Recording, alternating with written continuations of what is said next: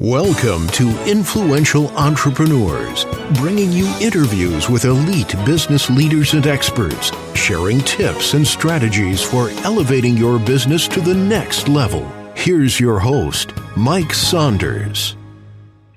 Hello and welcome to this episode of Influential Entrepreneurs. This is Mike Saunders, the Authority Positioning Coach. Today we have with us Rob Braiman, who's the founder of Cogent Analytics. Rob, welcome to the program. Mike, very much appreciate having me aboard today. Hey, you're welcome. I'm looking forward to learning from you. I know that you cover strategic planning and profitability and growth and all these things that entrepreneurs really need. But before we dive into that, give us a little bit of your background and your entrepreneurial journey. What led you to this point in your career? So I had the privilege after my military service of finding my way to a little share of equity when I was 26, 27 years old. And that dovetailed into then me becoming a full partner with another group. I left the first body of equity and found a partner of my own. It was a father and son group that then collectively over the next 10 years, we built 3 companies together. One we sold, and the remaining 2 I sold out to my partner. I think that was circa 2002, 2003. I was going to build another business at the end of that journey, and I told my wife I was going to interview for some jobs, Mike. And lo and behold, I interviewed for a business analyst position and found that next great passion of my life because I was an entrepreneur who was then advising entrepreneurs. Yeah. And I was with that firm, I guess, for about 11 years and really had a desire to disrupt what I saw as some of the challenges and problems in small business advisory services. I typically believe entrepreneurs are the most underserviced category of business professionals. You know, most consultancies or advisory groups like the big money.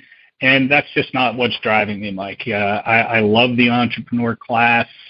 I always tell the joke, I work with entrepreneurs because I are one. Yep.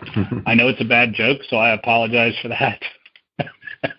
But, people, who choose to, take the leap and become an entrepreneur, the challenge and the vigor and the commitment it takes to be successful in a small business, and that's just my passion, Mike. And so you took that position as the data analyst as a corporate job, but yet I'll bet you that you were very entrepreneurial within that position, which actually is a thing. I teach marketing for several universities, and I taught a class once, and it was all on Intrapreneurial, kind of like, the internet, but then companies have the intranet. Well, when somebody can be intrapreneurial, they are being entrepreneurial within the umbrella of this organization, and that's the best employee to have because they're working within the confines of the company, and I will bet any entrepreneur out there would love each one of their key positions, VPs of whatever, to be intrapreneurial because that's how you have that constant growth. Did you find that in your position there as well? So 2 comments to that. One, we do a culture review with every client that we represent, and most often what we're looking for is aligned with the comment that you just made, which is ownership thinking. Yeah. And ownership thinking should be at the youngest level of any business endeavor. You want all your people taking ownership, not just of their role, but also have a clear mission, vision, value in and around what they're doing every day, right? The more ownership that they take and a voice in being able to make a difference in the organization they represent just makes the company stronger. The second comment I will say to that is, much to the chagrin of my prior leadership team, I truly had a business inside their business. So I knew every project manager. I only allowed 1 or 2 in the entire cadre of project management team that they had at my old firm to touch my clients. And I knew every consultant by name. And most often was very covetous about the people who I would allow represent my clients, because to me, my reputation, my commitment to my clients as a business analyst clearly had to carry forward in representation. And I was very, very, very, that to me, that was a closely held behavior and truly was intrapreneurial as you describe it. Yeah, I mean, put any name you want on it. It's a mindset. It's a vision and mission within the firm. It's something that should be done. And really, we can go down a whole other path, which we don't need to, but the word innovation is unique because I think a lot of people feel like, to be innovative, you have to do some brand new, earth-shattering new thing. But in reality, innovation is just going, okay, what are we doing right now that's kind of working and fine, but could we do it better? Could we do it bigger, better, faster, stronger, whatever the case is? Well, when that mindset is in an organization, now they're looking at marketing. Can we do that a little bit better? How can we improve, polish up? Hey, how about operations? Could we make it a little bit more seamless that way? And if you can make that, 1% improvement or tiny, it doesn't need to be, hockey stick improvements when it becomes that compound effect. And I think that's a really, it appears to me like that's one approach you take with your clients currently, because you have to make these incremental improvements across an organization, and then all of a sudden it gets that critical mass. We use the words fractional improvement, yeah, or improvement on the margin. So very rarely will you see organizations make what I call full evolutionary change in a short window of time. Margin management or profit management, which drives cash flow and drives the health and welfare of any business, most often is on the margin. I'll give you an example. A 5% company that optimized should be running 6 or 7% as a normal benchmark against their industry. That variance of that 2%, regardless of the size, is substantive to cash flow in the business, retirement of debt, and right down to the small business owner's ability to take a distribution, which they rarely plan for. It more becomes ancillary to their compensation than a purpose of their compensation. And it should not negatively impact the organization to talk about profit in a business. It should be a feature and function of the organizational structure that you implement. And each one of your leaders, as you defined, should have that entrepreneurial spirit or innovative spirit that allows them to truly be empowered, right? I think empowerment happens through measurement. So measurement shouldn't be, whether it's a financial measurement or an operational measurement, shouldn't be used as a bludgeon lording over your employees. Measurement by context should be about empowerment. It should be about affording people an opportunity to know where they stand against themselves and then work towards making fractional or marginal improvement from there. Yeah, and I would, when you're describing that, it made me think of two things. Number one is, have you ever read the book Whale Done? I have. Well, parts. I'll say the Cliff version of that, but I know the book. Okay, good. Yeah. So basically, the one sentence description is, the fictional character goes down to SeaWorld and they go, "Wow, you trained Shamu to do all these tricks. What'd you do? Zap him with a zapper when he did things wrong to train him?" They said, "No, we rewarded the good behavior." So he takes that back, and there we go. So yeah, you need to make sure that the heads of all the departments know the right direction to go, reward that right behavior, give that empowerment, and make sure that everybody's dialed into that. Like we're saying the word entrepreneurial, but whatever the phrase is, make sure that they're not just running in 9 directions going, "Yay, I'm empowered to do all kinds of things and be creative and innovative." Make sure that we're in lockstep headed toward that same vision and mission. So that's a huge, huge piece, I feel. And I know that you guys were named as one of 2021's fastest growing companies.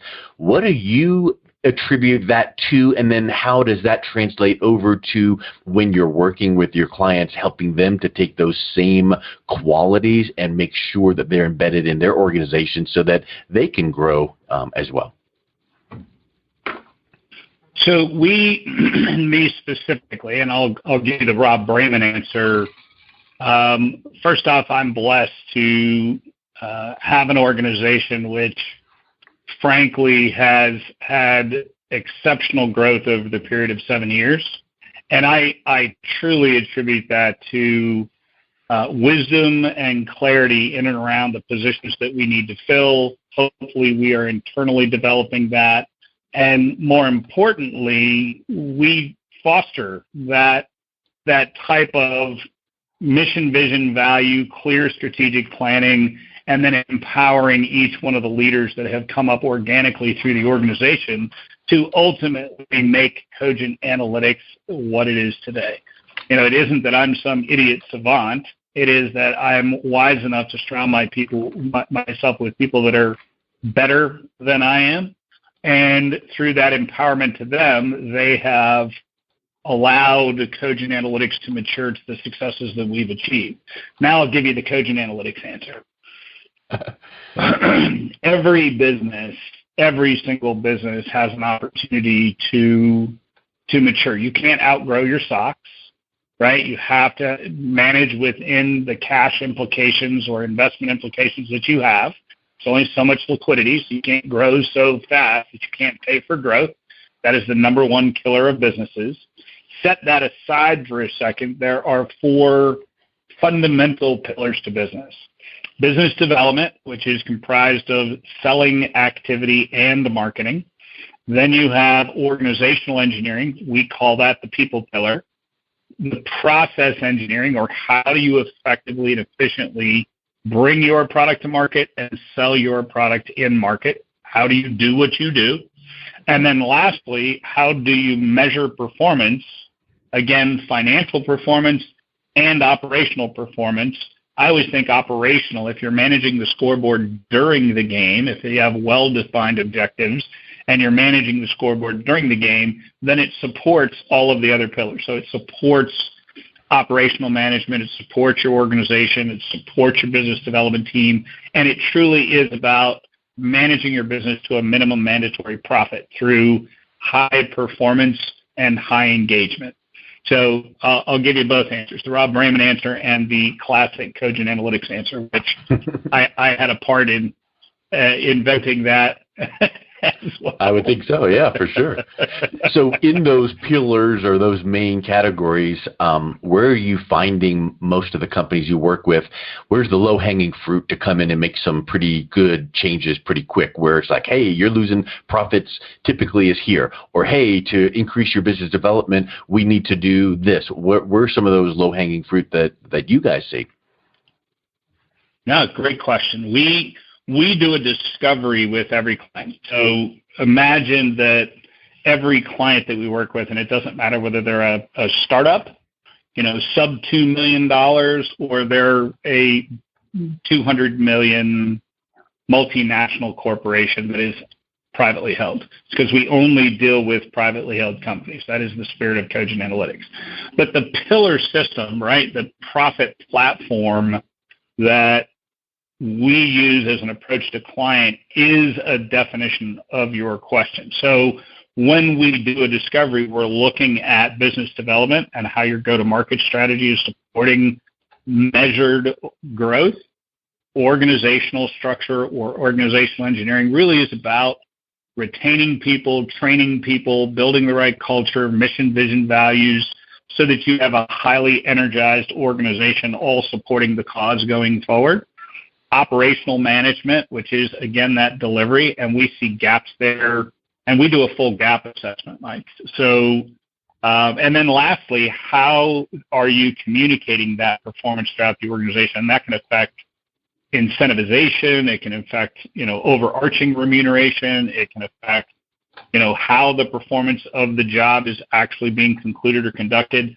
Those are the major gaps that we see in almost every organization that we represent. The other thing I'll add to that is that in and around the profit platform, and if anybody was interested, you can go to cogentanalytics.com, but what it does is it creates a definition for an entrepreneur to evaluate themselves. So we put the profit platform out for them to look internally And we do a lot of that with our white papers and our case studies, because I feel like our responsibility as an organization is to put into the entrepreneurial community enough information so that people first can help themselves. And if they needed to have a professional counselor or an advisor or just somebody to be able to talk through the issues, then we're available for that as well. But the pillarized system, I think, speaks to global issues that happen in every company, and then around, or the profit platform resides within, the strategic planning, what we refer to as the bubble. So most often small business owners start a company because they're great at what they do. They're tradesmen, they have a skill set, they have an approach that they firmly believe in, and they start doing business. And they get their first customers, and then they hire their first employees. Lo and behold, in a short window of time, they've taken a good idea and monetized that in the form of a business, but most often very little structure and appropriate planning endeavors to drive those pillars that are happening that we just described. So if I could, take a moment and really talk about the planning effort, whether it's business development planning or organizational planning or strategic planning for revenue, you have to be mindful that the science of business is a science. It's not just doing what you do every day. And I'll tell you what I told a client yesterday. It really is a function when you decide that the business of the business is more important than the business that you do, you will have your arms around this dragon that you've built. And it was a profound moment with the client. He understood exactly what I meant because he was still a doer. Yeah. Instead of really thinking strategically about his company. Sorry for the very long answer around a short question. No, it's wonderful, and it made me think of the Michael Gerber E-Myth quote or concept of taking time to work on your business, not just in your business. And, the business of the business, what is it that we're really doing? And, in fact, have you ever heard of the concept called hiring a milkshake? Yes, I have. It really made me think of that as well, because it's like people don't really need this. They're coming to your company for something bigger. And when you can tap into that and speak to that, whatever that is in that industry, now you're providing that solution and they see you as that provider that is meeting that need in a way that they never would have thought possible, because it's like, wow, you almost got into their head. So hiring a what? Fill in the blank. Milkshake is, Google that. You can see what that answer is. It's really a deep marketing psychology concept. But I think if every business owner can do what you just described, it really brings out the, depth that needs to happen in understanding your customer and then really truly understanding the solution you provide and making sure your marketing messaging communicates that well. And at that point, hey, it should be a partnering up together and let's lock arms and get her done. And that concept speaks, if you don't mind me dovetailing onto that. Sure. A little bit, it speaks a little bit about forcing that behavior and opening those chains of communication, and really ask the question of what are you really looking for, or what are you really trying to be? Because most people just go do what they know how to do without the dynamic exercise of saying, who are we, what are we, how do we be a better version of ourselves, which I love the E-Myth or the E-Myth Revisited, by the way, because they did a second book about 15 years later. So for your listeners, if you haven't read the E-Myth, that Mike just made a great recommendation for a book. I would say read the E-Myth multiple times, and if you get an opportunity, read the E-Myth Revisited. But the challenge is, how do you force that dialogue internally amongst a leadership group? And you have to be ever evolving. So that. If I give you my interpretation of what I believe the milkshake was, from my viewpoint, it really is about that behavior. Yep, 100%. And is more. It involves more than just a cursory. Oh, here's what our customers want because this is what customer service told us, or this is because you can get myopic. You need to really dive in there and figure it out so that the solution you're providing is the actual solution that they need. So I think that's spectacular. Well, I absolutely love this conversation, Rob, and I know that on your website you say your commitment is you partner with business owners to build wealth and help achieve growth and success. So I love the idea and the word picture of partnering. It's not just you cracking a whip going, do this, do that. You're partnering with business owners. So if anyone is interested in connecting with you guys and learning more about Cogent, what's the best way that they can reach out and learn more about your service? CogentAnalytics.com is the quickest point of access. And for your listeners, again, we put a massive amount of content on our website in and around case studies, clients that we've represented, white papers, dynamic circumstances. So, we continue to put new content that we develop internally from our consulting team and our analytics team and our business development team. Everybody contributes to that business wisdom. And it's drawn from entrepreneurial experience. We represent entrepreneurs, so we take, what we consider to be material issues that are happening in the small business or entrepreneurial community, and we populate that information. If you guys want to use a phone, please dial 833-4-MY-PROFIT. It's 833-469-7763, but it's for my profit.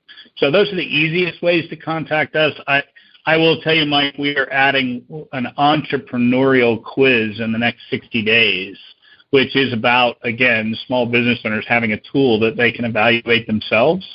Because you made a point there that I really want to touch on.